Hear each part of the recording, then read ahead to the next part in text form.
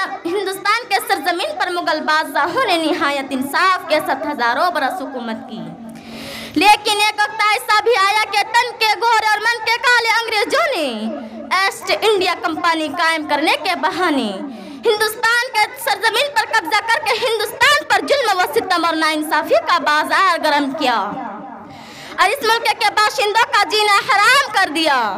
ایسے وقت میں انگریزوں کے خلاف سب سے پہلے فتویٰ دینے والے شخص صاحب عبدالعزیز محدث دہلوی رحمہ اللہ علیہ تھے۔ ان کے فتوے کے اثر سے پورا ہندوستان میں چپہ چپہ میں جذبہ جہاد پیدا ہوا اور انگریزوں کے خلاف انقلاب پیدا ہو گیا۔ اس کے فتوے کے بعد تحریک ریشمی رومال چلایا گیا، تحریک بالا کوٹ چلایا گیا، ہندوستان چھوڑو تحریکی چلی، شاملی کا جہاد ہوا۔ اس جنگ آزادی میں سینکڑوں علماء کرام کو پھانسی دے کر چوک چوراہوں پر لٹکا دیے گئے، ہزاروں مجاہدین آزادی نے پھانسی کے پھندے چومے۔ ہمارے آبا و اجداد، ہمارے پرکھوں نے اپنے بچوں کو یتیم کیا، عورتوں کو بیوہ کیا، جیل کی کال کوٹھیوں کو آباد کیا، انگریز فوج کی گولیوں کا سامنا کیا، جن میں نواب سراج الدولہ،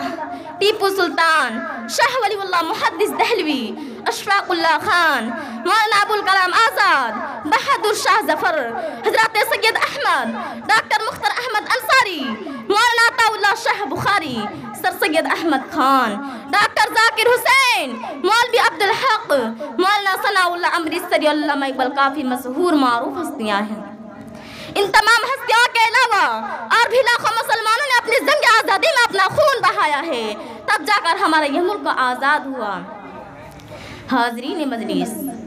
ان مجاہدین آزادی کی ایک بڑی لسٹ ہے جن میں ہندو، مسلم، سکھ، عیسائی اور سبھی مذاہب کے لوگ ہیں۔ اس جنگ آزادی میں سب نے مل کر قربانیاں دی ہیں، چنانچہ ایک وقت وہ بھی آیا کہ ہندو اور مسلم دونوں نے مل کر ایک ہی پلیٹ میں کھانا کھایا۔ جب اس ملک کی اتحاد و اتفاق کا مظاہرہ کیا، انگریزوں نے جب اس اتحاد کو دیکھا تو اس نے محسوس کیا کہ اب ہم اس ملک کی حکومت نہیں کر سکتے۔ ہندوستان کے تمام مذاہب کے لوگوں نے انگریزوں کے خلاف متحد ہو کر انگریزوں کے خلاف جہاد کیا اور جان و مال کی قربانیاں پیش کی، تو یہ ظالم 7 سمندر پار بھاگنے پر مجبور ہو گئے۔ لیکن افسوس کہ آج اس ہندوستان میں مسلمانوں کو طرح طرح کی اذیت اور تکلیفیں پہنچائی جا رہی ہے اور چند تعصب پرست جماعت ہر ملک کے شعبوں میں مسلمانوں کو تعصب کا نشانہ بناتے ہیں اور مسلمانوں سے دیش بھکتی کا ثبوت مانگتے ہوئے کہتے ہیں کہ مسلمانوں نے ملک کے لیے کچھ نہیں کیا ہے، لہٰذا یہ ملک مسلمانوں کے لیے نہیں ہے، جبکہ تاریخ شاہد ہے کہ آبادی کے لحاظ سے جنگ آزادی میں سب سے زیادہ قربانی مسلمانوں نے دی ہے۔ کسی شاعر نے اسی بات کو شاعرانہ انداز میں کہا ہے، جب گلستہ کو خون کی ضرورت پڑی سب سے پہلے گردن ہماری ہی کٹی،